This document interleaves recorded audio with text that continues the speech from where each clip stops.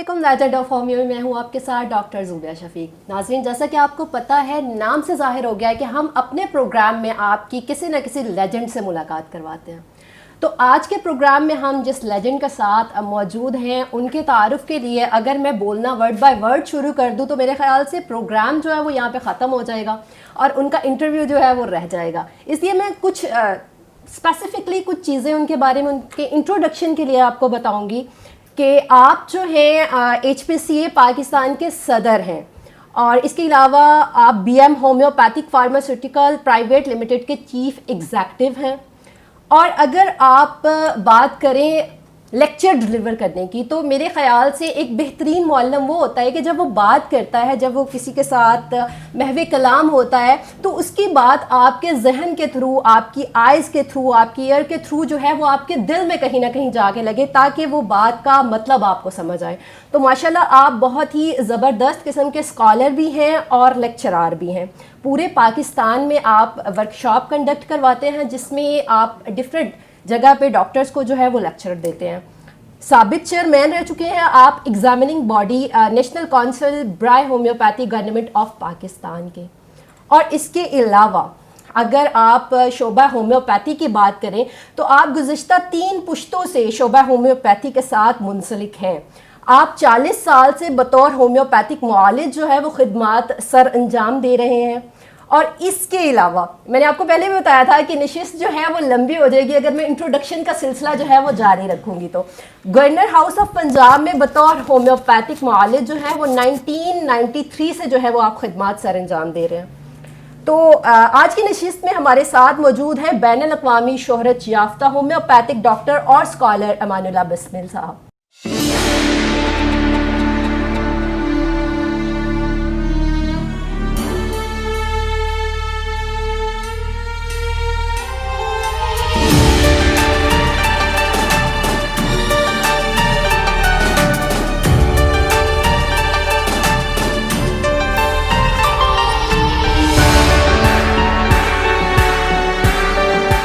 السلام علیکم سر۔ جی وعلیکم السلام سر، سب سے پہلے بہت بہت شکریہ، آپ نے اپنے قیمتی ٹائم میں سے جو ہے وہ ہمیں ٹائم دیا۔ بہت شکریہ جی، thank you very much. Sir, interview تو آپ کے بہت سارے ہوتے ہوں گے لیکن آج کا انٹرویو ہم تھوڑا سا ڈفرینٹ کرنا چاہتے ہیں۔ آج کے انٹرویو میں ہم اپنے پبلک کو بتانا چاہتے ہیں، اپنے جاننے والوں کو، اپنے سننے والوں کو، یہ دیکھنے والوں کو دکھانا چاہتے ہیں کہ ایک سکسیسفل مین جو ہر فیلڈ میں ماشاءاللہ سکسیسفل ہے، آپ ماشاءاللہ جو ہے وہ بزنس کی بات کریں تو آپ ماشاءاللہ ایک سکسیسفل بزنس مین ہیں، اگر آپ ایز اے ہومیوپیتھک ڈاکٹر کی بات کریں تو ماشاءاللہ آپ کا اس میں کوئی ثانی نہیں ہے۔ اس کے علاوہ لیکچرار ماشاءاللہ بہت اچھے ہیں۔ وہ سکسیسفل مین کی پرسنل لائف کیسی ہوتی ہے، وہ پرسنل لائف میں، تو آج ہم ڈاکٹر امان اللہ بسمل کا جو ہے وہ یہ رخ جو ہے وہ پبلک کے سامنے کرنا چاہتے ہیں کہ ایکچوئل میں ڈاکٹر امان اللہ بسمل جب اپنی سیٹ پہ نہیں ہوتے، جس ٹائم پہ وہ سوشل ورکر نہیں ہوتے، اس ٹائم پہ وہ کیا ہوتے ہیں۔ تو سب سے پہلے سر آپ سے میں یہی پوچھنا چاہوں گی کہ آپ اپنے بارے میں تھوڑا سا کچھ بتائیں کہ آپ نے ابتدائی تعلیم کہاں سے حاصل کی؟ تھینک یو ویری مچ جی۔ میری ابتدائی تعلیم بنیادی طور پہ لاہور میں ہی ہے کیونکہ میں لاہور کا ہی پیدائشی ہوں۔ ٹھیک۔ میری ٹوٹلی اسکولنگ جو ہے وہ اس دور میں شاید لاہور میں 2-3 انگلش میڈیم اسکول تھے، out of which 1 English medium was the junior model school, جہاں میری کلاس 1 سے کلاس 5 تک اسکولنگ ہوئی۔ کلاس 5 میں ہم لوگ ورنیکل فائنل کے ایگزام میں گئے، اس کے بعد پھر ہم لوگ آگے انگلش میڈیم اسکول کے بجائے پھر ہم اردو میڈیم میں چلے گئے کیونکہ لاہور میں اسکول ہی چند ایک اویلیبل تھے، باقی سارے اردو میڈیم تھے۔ پھر الحمدللہ جب میٹرک کوالیفائی کر لیا، کیونکہ او لیول اے لیول تو بعد کی باتیں تھیں، پھر I am a Ravian, I went to the government college Lahore. Government college Lahore سے گریجویشن کرنے کے بعد پھر اسٹارٹنگلی میرے کیونکہ فور فادر کا پروفیشن 1890 سے ہومیوپیتھی سے منسلک تھا، I was basically inspired by my father, my grandfather کہ جنہوں نے اس پروفیشن میں بہت ساری خدمات سر انجام دیں اور بہت سارے ایسے کارنامے دیے کہ جو بنیادی طور پہ چھپے ہوئے تھے۔ تو پھر میں نے الٹیمیٹلی اس فیلڈ کو چوز کیا، اور جب میں ابھی اسٹوڈنٹ ہی تھا بلکہ طالب علمی کے آغاز دور میں تھا، تو میں اب دیکھتا تھا کہ میرے فادر وہ مختلف غیر ملکی ادویات اور مختلف چیزیں امپورٹ کرتے تھے اور ان کی ڈالرز میں پیمنٹیں جا رہی ہیں. تو میں اپنے طالب علمی دور میں یہ کہا کرتا تھا کہ ڈیڈی ہم نے یہ ڈالر واپس لینے ہیں, آج آپ دے رہے ہیں. یہ میرا ایم, میں بات کر رہا ہوں 1970s کے دور کی, یعنی ایک ویژن تھا دماغ میں کہ یہ ڈیڈی جو ہے کبھی کوئی چیز منگا رہے ہیں, کبھی کوئی چیز منگا رہے ہیں. ہومیوپیتھی کی متعلقہ ہی ہوتی تھی, اور اس کے ڈالر پہ اس زمانے میں تھوڑی ایل سی کھلتی تھی $1,00,000 کی. جس نے $1,000 کی ایل سی کھولی وہ بڑا امیر سمجھا جاتا تھا کہ $1,000 کی ایل سی کھولی اس نے. تو وہ کہنے لگے اچھا اللہ کرے آپ کا ڈریم پورا ہو جائے. تو وقت آیا کہ یہ اسٹیبلشمنٹ پھر اسٹارٹ ہوئی.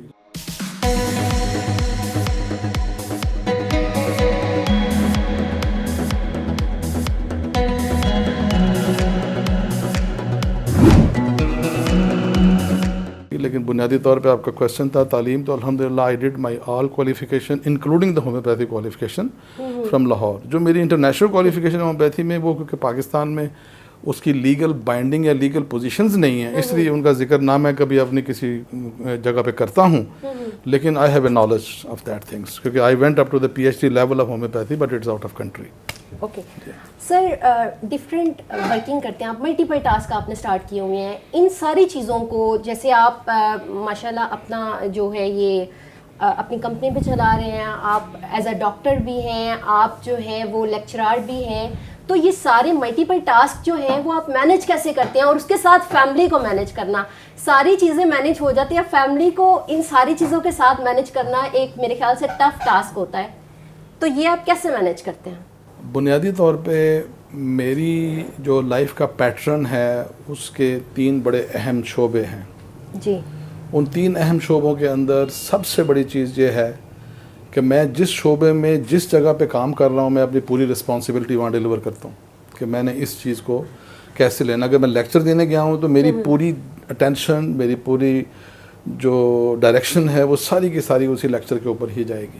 ٹھیک. جب میں اپنی تمام چیزیں چھوڑ کے اپنے گھر کے اندر گیٹ میں داخل ہو گیا ہوں, اور میرے ساتھ اگر میرا کوئی کام یہاں سے ایسا چلا گیا ہے کہ جو میری مجبوری ہے اس کو بیٹھ کے دیکھنا یا کرنا, کیونکہ اسٹڈی میری ایک ہیبٹ ہے, میں جب تک رات کو کتاب ہاتھ میں نہیں ہوتی مجھے نیند نہیں آتی. تو میں اپنی ارلی ہوڈ سے ہی کہہ لیں کہ کتاب ہاتھ میں لے کے سونے کا عادی تھا, اور ابھی بھی شاید وہی ہیبٹ میری چل رہی ہے. اور اس میں یہ ہے کہ جب میں ہوتا ہوں تو میری اپنی فیملی لائف جو ہے, منتھ میں ایک ڈنر ہم آؤٹ سائڈ پلے کرتے ہیں. جو میرے بچوں کو فون کریں گے وہ آپ کو اس کی گواہی دے دیں گے کہ ہمارا ایک ڈنر آؤٹ سائڈ ہوتا ہے. کرونا کی وجہ سے ہم 4 ماہ سے بند ہیں جی ہاں, لیکن وہ ڈنر میں گھر میں منگوا دیتا ہوں. لیکن کیونکہ بچے 2 شادی شدہ ہیں اپنے اپنے گھروں میں, اب ایک بیٹی ہے پیچھے وہ فارماسسٹ بن رہی ہے. ٹھیک ٹھیک. تو اب ہم ڈائننگ پہ 3 بندے رہ گئے ہیں, میں, میری وائف اور وہ ایک بیٹی جو ہے وہ ماشاء اللہ 4تھے سال میں 3رے میں آ گئی, 1-2 سال اس کے رہ گئے ہیں باقی. تو وہ جو گھر کی جو لائف ہے اس میں کوئی شک نہیں ہے. یہ کویسچن اگر میں کہوں کہ نہیں میں بالکل جسٹیفائی کر رہا ہوں اپنے گھر کی لائف کو, تو یہ میرا جواب غلط سر. یہ ہر گھر کا کوسچن ہے. نہیں, یہ غلط ہوگا نا. اس کی وجہ یہ ہے کہ آئی ایم ڈوئنگ, لوگ 3 in 1 کہتے ہیں, آئی ایم ڈوئنگ 6 in 1. ہاں, کیونکہ جب آپ میری چیزوں کو دیکھتے ہیں, مطلب میں جب HPCA کو ڈیل کر رہا ہوتا ہوں تو وہاں پہ ڈرگ ریگولیٹری اتھارٹی اور HPCA 2 چیزیں آگے, میں دونوں کو پلے کر رہا ہوں, دونوں کو رن کر رہا ہوں, دونوں کے معاملات, ان کے لیگل امپلیکیشنز, کمپلیکیشنز. پھر ایز اے تنظیم کے ہیڈ ہونے کے ناطے ان کے معاملات پورے پاکستان کے جتنے مینوفیکچررز ہیں, ہول سیلرز ہیں, ریٹیلرز ہیں, امپورٹرز ہیں, ایکسپورٹرز ہیں, ان کے مسائل کو سننا. وہ رات 12 بجے بھی فون کر دے مجھے اس کا مسئلہ سننا پڑتا ہے. اگر میں نہیں سنتا ہوں تو کل کو کوئی نہ کوئی نیوز آ جاتی ہے کہ جی بسم صاحب تو ٹائم ہی نہیں دیتے, تو مجھے وہ بھی چیز دیکھنی پڑتی ہے. بٹ یہ بات میں کہہ سکتا ہوں اگر میں پریسائزلی اور بڑا رائٹلی اسٹیٹمنٹ دوں کہ I try to justify my families not less than 60%. میں 60% تک جسٹیفائی کرتا ہوں. Very good, very good. تو جو میں سمجھتا ہوں کہ میری اپنی بھی سوچ یہ ہے اور میرے جو حلقہ احباب ہے اس کی بھی سوچ یہی ہے کہ وہ لوگ جو بنیادی طور پہ جب نیشنل لیول پہ کسی جگہ پہ پہنچ جاتے ہیں تو وہ لوگ پھر قوم کی امانت بن جاتے ہیں. ایگزیکٹلی. جب آپ قوم کی امانت بن جاتے ہیں اور آپ کے پاس کچھ ایسا علم آ جاتا ہے پھر آپ کی فیملی 30-40% کمپرومائز ہو جاتی ہے. ایگزیکٹلی. یہ میرا جواب ہے آپ کے سوال کا. Thank you. اچھا سر, ایک سکسیزفل بندہ بننے کے لیے، ایک سکسیزفل پوائنٹ پر پہنچنے کے لیے کیا چیز ضروری ہوتی ہے؟ جیسے آپ نے بتایا کہ میرا ایک ویژن تھا اس ٹائم سے، اس ویژن کو کمپلیٹ کرنے کے لیے، اس کو عملی جامہ پہنانے کے لیے کیا چیز سب سے زیادہ ضروری ہوتی ہے؟ اکثر تو لوگوں کو آپ نے یہ سنتے کہتے بولتے دیکھا ہوگا کہ ہر سکسیزفل آدمی کے پیچھے ایک عورت کا ہاتھ ہوتا ہے. میں اس کو ڈینائی کرتا ہوں. اچھا، ہوتا ہوگا. آپ نے بہت ساروں سے اختلاف کر لیا ہے. نہیں کوئی بات نہیں، آئی ڈونٹ مائنڈ اٹ. وہ لوگ جو کہتے ہیں وہ جنیریکلی ان چیزوں کو گفتگو میں دیتے ہیں. ٹھیک. میں اس کامیابی کے پیچھے صرف ایک سینٹینس بولتا ہوتا ہوں، بلکہ سینٹینس میں نہیں، ایک ورڈ بولتا ہوتا ہوں. اگر وہ ورڈ ہے کسی انسان کی نیچر میں، اس کی ودیت میں، اس کی پیدائش میں اس کو ٹرانسفر ہوا ہے تو وہ بندہ فیل نہیں ہو سکتا. اور وہ ورڈ ہے جستجو. بس یہ میرا جواب. آپ دنیا کے کسی شعبے کو پکڑ لیں، جتنی آپ نے میری بارے میں باتیں کی ہیں وہ جستجو کی ہے. یہ میرا سٹاف بھی یا پاکستان میں بھی، میں نے کبھی کوئی نالج شیئرنگ، میں لیکچر اس لیے نہیں لفظ استعمال کرتا ہوں کہ میں کہتا ہوں میں کم علم ہوں، میں اس قابل نہیں ہوں کہ میں لیکچر دے سکوں کسی کو. میں نالج شیئر کرتا ہوں لوگوں سے. میں نے کبھی کسی نالج شیئرنگ کے اوپر کبھی کوئی پیپر ہاتھ میں رکھ کے نالج شیئر نہیں کیا. I speak what I think in my brain. میں اس کو لے کے چلتا ہوں. ٹاپک میں ان سے پوچھ لیتا ہوں جی آپ نے کیا لینا ہے بتا دیں. ٹاپک وہ ڈیسائیڈ کرتے ہیں، بولتا میں ہوں، ان کی کوئریز وہیں پہ ریزالو کر کے آتا ہوں. یہ جستجو کا نتیجہ ہوتا ہے. اس کے پیچھے کوئی خاتون، کوئی لیڈی خاتون اول نہیں ہوتی.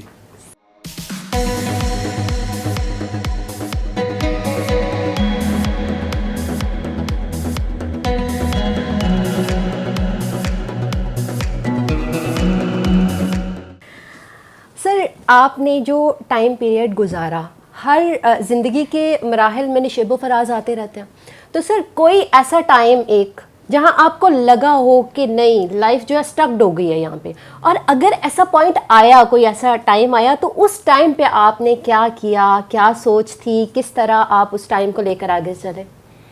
بہت اچھا کویشچن ہے. اب پتہ نہیں شاید اس کو پبلک آڈینس کس طریقے سے لے.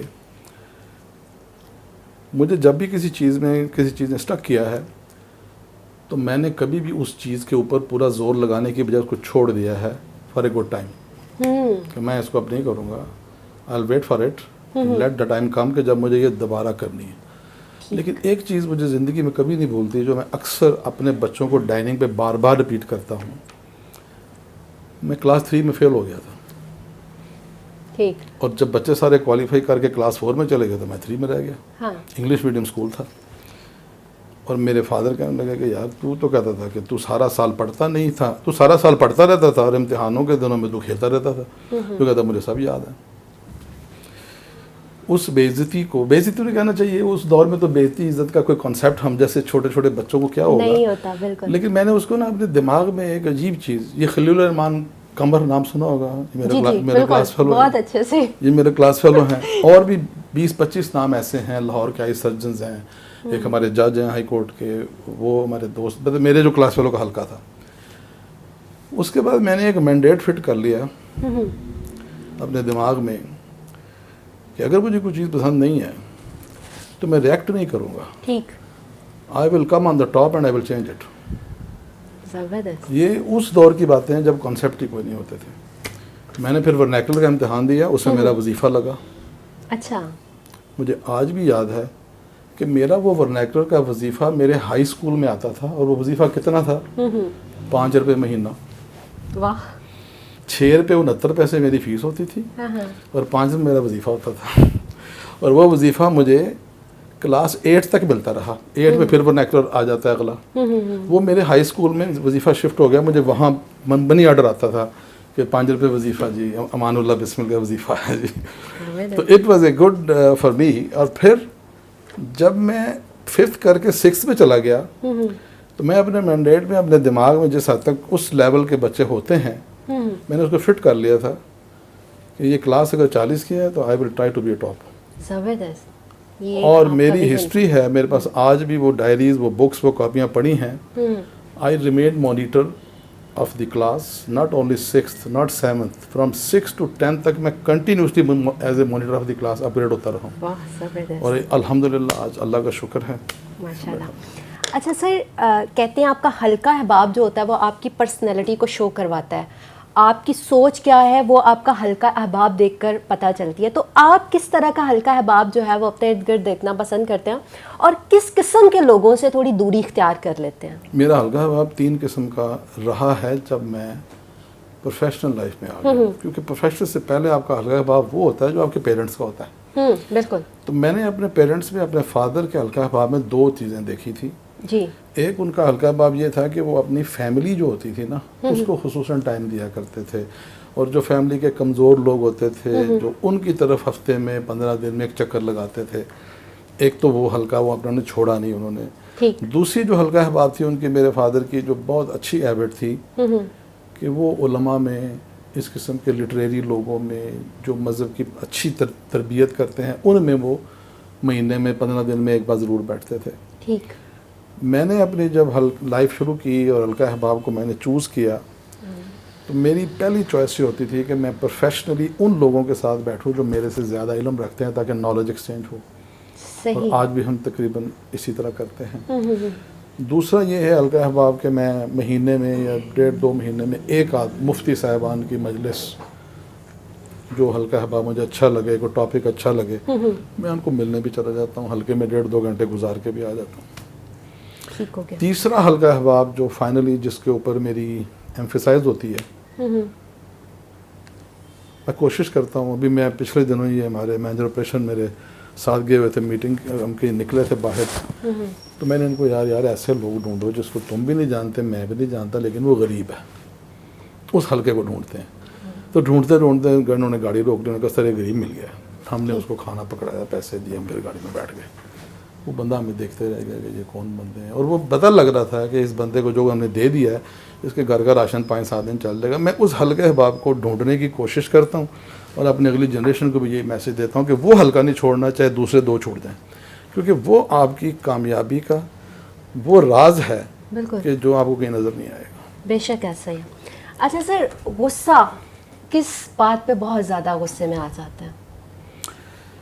اگر میں یہ کہوں کہ جب میں اپنی ارلی لائف میں تھا تو آئی واز ویری جلالی طبیعت جس کو کہتے ہیں نا، میں اپنی ارلی لائف میں بڑا جلالی مانا جاتا تھا. اچھا. اور مجھے میرے پیرنٹس کہتے تھے کھانے کی ہلکا ہو آہستہ نہیں.